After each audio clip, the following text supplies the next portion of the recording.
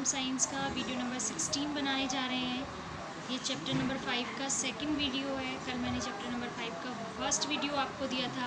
आज ये chapter number 5 का सेकंड वीडियो है, वीडियो नंबर 16 है। इसमें हम अम्ल और क्षार की परिभाषाएं पढ़ेंगे। अम्ल और क्षार के लिए अलग अलग वैज्ञानिकों ने अपनी अपनी संकल्पनाएं दी हैं। सबसे पहले जो संकल्पना आपके कोर्स में है वो आर्नियस की संकल्पना है। आर्नियस के अनुसार अम्ल और क्षार क्या होते हैं, किन्हें हम अम्ल और क्षार कहते हैं, वो हम इस संकल्पना के अंतर्गत पढ़ेंगे। आर्नियस के अनुसार वे पदार्थ जो जलीय विलयन में अपघटित होकर हाइड्रोजन या H+ आयन देते हैं क्या कहलाते हैं? अम्ल कहलाते हैं। क्या कहलाते हैं? अम्ल। वापस रिपीट करती हूँ, वे पदार्थ जो जलीय विलयन में अपघटित होकर हाइड्रोजन आयन या H+ आयन देते हैं क्या कहलाते हैं? अम्ल कहलाते हैं। ठीक है। वे पदार्थ जो जलीय विलयन में अपघटित होकर यदि हाइड्रोक्सिल या OH आयन देते हैं उन्हें हम क्या कह देते हैं? क्षार कह देते हैं। तो अम्ल तो जलीय विलयन में H+ आयन देते हैं अपघटित होकर, और क्षार जलीय विलयन में अपघटित होकर OH- आयन या हाइड्रोक्सिल आयन देते हैं।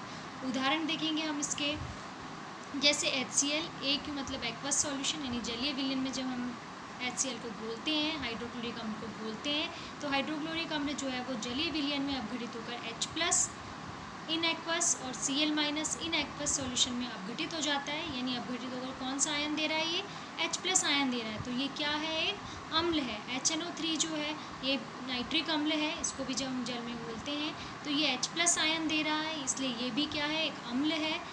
H2SO4 ये भी जलीय विलयन में जब अपघटित होता है तो H+ आयन देता है। ये 2H+ और SO4 2- में अपघटित हो जाता है, अतः ये भी H+ आयन दे रहा है, इसलिए ये भी अम्ल है।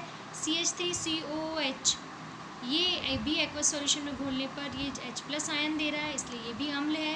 ये कार्बोनिक अम्ल है H2CO3, ये भी जलीय विलयन में H+ आयन दे रहा है।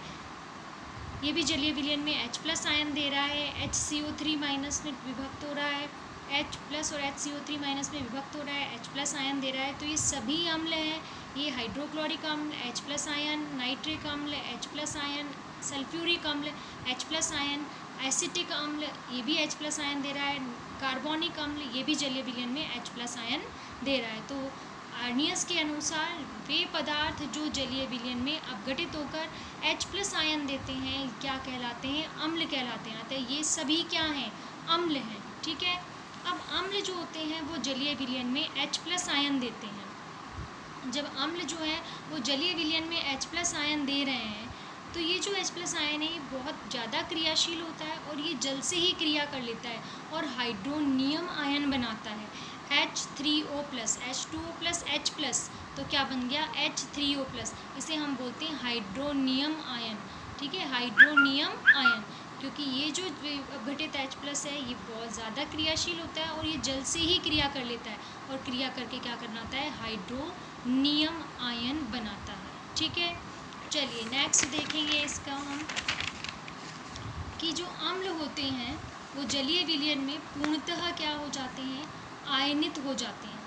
वे अम्ल जो जलीय विलयन में पूर्ण रूप से आयनित हो जाते हैं, पूर्ण रूप से अपघटित हो जाते हैं और H+ आयन देते हैं, वे अम्ल तो कहलाते हैं प्रबल अम्ल। वे अम्ल, वापस रिपीट कर रही हूँ, जो जलीय विलयन में पूर्णतः आयनित होकर पूर्णतः आयनित हो जाते हैं, अधिक मात्रा में H+ आयन देते हैं, वे अम्ल क्या कहलाते हैं? प्रबल अम्ल। जैसे हाइड्रोक्लोरिक अम्ल HCl, सल्फ्यूरिक अम्ल H2SO4, नाइट्रिक अम्ल HNO3। ठीक है, ये तीनों ही जलीय विलयन में पूर्णतः आयनित हो जाते हैं, अतः क्या कहलाते हैं? प्रबल अम्ल कहलाते हैं। ठीक है। नेक्स्ट है, देखिए, वे अम्ल जो जलीय विलयन में पूर्णतः आयनित नहीं होते हैं, अधिक मात्रा में H+ आयन नहीं देते हैं, पूर्ण रूप से आयनित नहीं होते हैं, ऐसे अम्ल जो हैं वो क्या कहलाते हैं? दुर्बल अम्ल कहलाते हैं। कौन से अम्ल कहलाते हैं? दुर्बल अम्ल। जैसे एसिटिक अम्ल CH3COOH या H2CO3 कार्बोनिक अम्ल। तो एसिटिक अम्ल और कार्बनिक अम्ल जो हैं वो जलीय विलयन में पूर्ण रूप से वियोजित नहीं होते हैं और दुर्बल अम्ल कहलाते हैं। ठीक है।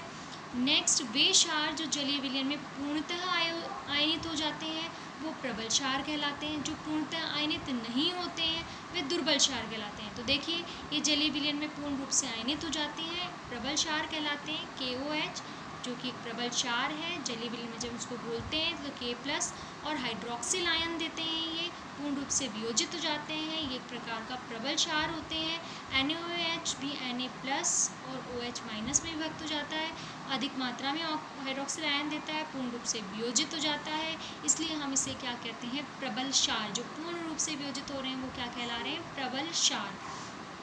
वे क्षार जो जलीय विलयन में पूर्ण रूप से वियोजित नहीं होते हैं, पूर्ण रूप से आयनित नहीं होते हैं, ऐसे क्षार जो है वो क्या कहलाते हैं, दुर्बल क्षार।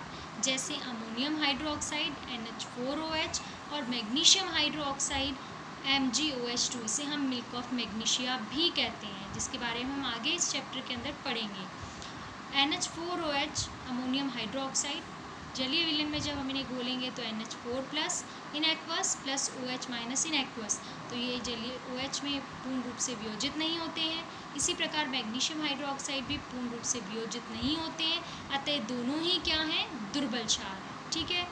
आर्नीएस के अनुसार अम्ल और क्षार में जो H और OH होते हैं, अम्ल तो H+ देते हैं और क्षार OH- देते हैं, तो जब हम अम्ल और क्षार की क्रिया कराते हैं तो ये H और OH आपस में क्रिया करके क्या बना लेते हैं, जल बना देते हैं, और ये उदासीनीकरण अभिक्रिया कहलाती है। ठीक है। अम्ल क्षार की अभिक्रिया कौन सी अभिक्रियाओं का उदाहरण है, उदासीनीकरण अभिक्रिया का उदाहरण है। हम अभिक्रिया वाला जब चैप्टर पढ़ेंगे, जिसमें टाइप ऑफ रिएक्शंस पढ़ेंगे, अभिक्रियाओं के प्रकार पढ़ेंगे, उसमें हम उदासीनीकरण अभिक्रिया पढ़ेंगे, जिसमें आप अम्ल और क्षार का कोई भी एग्जाम्पल ले सकते हैं। इसके अलावा वे अभिक्रियाएं जिनमें अभिक्रिया संपन्न होने के दौरान यदि ऊष्मा मुक्त होती है तो वो अभिक्रिया कहलाती है ऊष्माक्षेपी। देखो, एक होती है ऊष्माशोषी जिसमें ऊष्मा का अवशोषण किया जाता है, एक में ऊष्मा उत्सर्जित हो जाती है।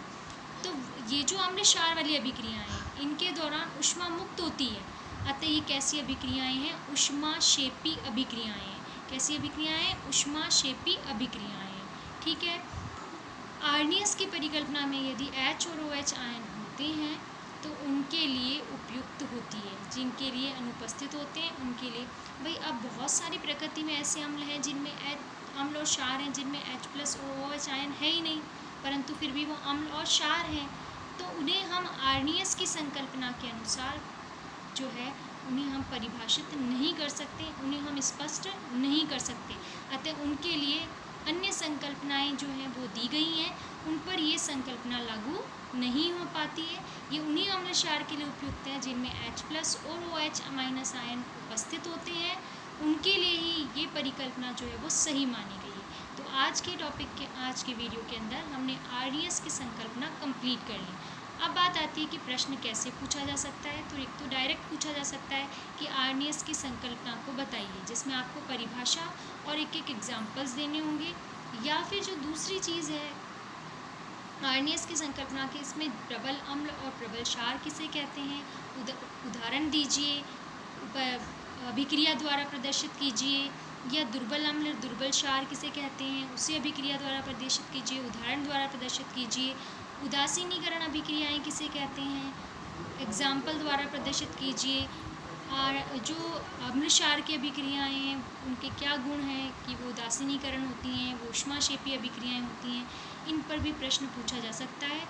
अगली वीडियो के अंदर हम नेक्स्ट संकल्पना पढ़ेंगे। आप इसको ढंग से पढ़िए, अच्छे से याद करिए, छोटे छोटे क्वेश्चंस भी इन पर तैयार